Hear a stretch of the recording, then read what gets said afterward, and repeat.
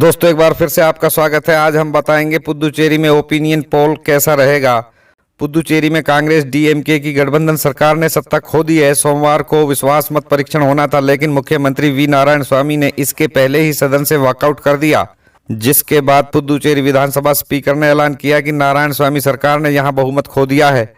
मुख्यमंत्री ने अपने पद से इस्तीफा दे दिया है। बता दें कि पिछले हफ्ते कई विधायकों के इस्तीफा देने के बाद कांग्रेस की सरकार संकट में आ गई थी। रविवार को भी 2 विधायकों ने इस्तीफा दे दिया था, जिसके बाद वी नारायण स्वामी के पास बस 11 विधायक का साथ रह गया था, बल्कि विपक्षी दलों के पास कुल 14 विधायक थे। पुदुचेरी की नवनियुक्त उपराज्यपाल तमिलिसाई सौंदरराजन ने मुख्यमंत्री वी नारायण स्वामी को विधानसभा में बहुमत साबित करने का निर्देश दिया था। विपक्ष के सत्तारूढ़ कांग्रेस द्रमुक गठबंधन के बहुमत खोने का दावा करने के बाद राज्यपाल ने यह निर्देश दिया था। वी नारायण स्वामी बार बार दावा कर रहे थे कि उनके पास बहुमत है। उन्होंने सदन में यहां तक कहा कि उनके पास बहुमत है, लेकिन वोटिंग से पहले वो वॉकआउट कर गए। बता दें कि कांग्रेस के विधायक के लक्ष्मी नारायण और द्रमुक के विधायक वेंकटेशन ने रविवार को इस्तीफा देने के बाद 33 सदस्यीय विधानसभा में कांग्रेस द्रमुक गठबंधन के विधायकों की संख्या घटकर 11 हो गई है, जबकि विपक्षी चलिए दोस्तों, अब आपको बता देते हैं कि आने वाले विधानसभा 2021 में पुदुचेरी में क्या कहता है ओपिनियन पोल।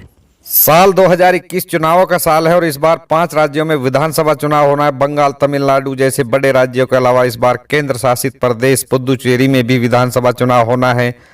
मौजूदा वक्त में पुदुचेरी उन राज्यों में शामिल है जहां कांग्रेस अपने दम पर सरकार में थी। इस बार तमिलनाडु में बीजेपी एआईडीएम के साथ आई, ऐसे में उनका यहां असर भी दिख सकता है। पुदुचेरी की मौजूदा स्थिति क्या है और कैसा समीकरण है, चुनाव से पहले जान लें। पुदुचेरी विधानसभा की मौजूदा स्थिति, यूं तो पुदुचेरी एक केंद्र शासित प्रदेश है, लेकिन यहां पर विधानसभा का भी प्रावधान है।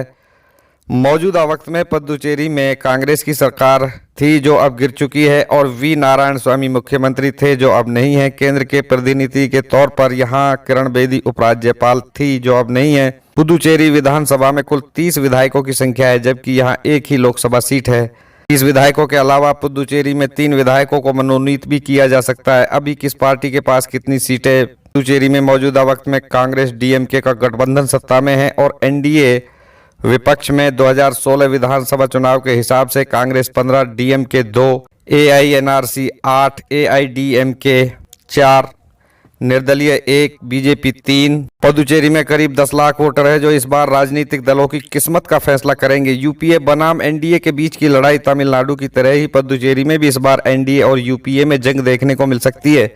अगर यूपीए की बात करें तो यहाँ कांग्रेस बड़ी पार्टी है और डीएमके दूसरे नंबर की पार्टी है। ऐसे में तमिलनाडु से इधर गठबंधन का हिसाब यहाँ पूरी तरह से उल्टा है। वही एनडीए में ऑल इंडिया एनआर कांग्रेस सबसे बड़ी पार्टी है, जिसे पूर्व मुख्यमंत्री एन रंगास्वामी ने बनाया था। इसके अलावा एआईएडीएमके और भारतीय जनता पार्टी भी इसी का हिस्सा है। हालांकि मौजूदा वक्त में बीजेपी का यहाँ कोई चुना हुआ विधायक नहीं है। जो 3 है वो 2021 के चुनाव में क्या है खास, बीते कुछ वर्षों में पुदुचेरी कई बार राष्ट्रीय सुर्खियों का हिस्सा रहा है। इसका कारण मुख्यमंत्री और उपराज्यपाल के बीच की जंग रही। किरण बेदी और वी नारायण स्वामी में अनबन बार बार देखने को मिली है। इसके अलावा पुदुचेरी की राजनीति में काफी हद तक तमिलनाडु की छाप देखने को मिलती है। ऐसे में इस बार ना जयललिता है और ना ही करुणानिधि। यही कारण है कि ये चुनाव भी खास हो गए हैं। बीजेपी जहां एआईएडीएमके के साथ दक्षिण में अपनी जगह बनाना चाहती है, तो कांग्रेस की कोशिश है कि अपने दुर्ग को बचा कर रखे, क्योंकि कांग्रेस अब कुछ ही राज्यों में सत्ता का हिस्सा है या संभाल रही है। साथ ही इस बार कमल हासन की पार्टी भी तमिलनाडु के साथ पुदुचेरी में अपनी किस्मत आजमा सकती है।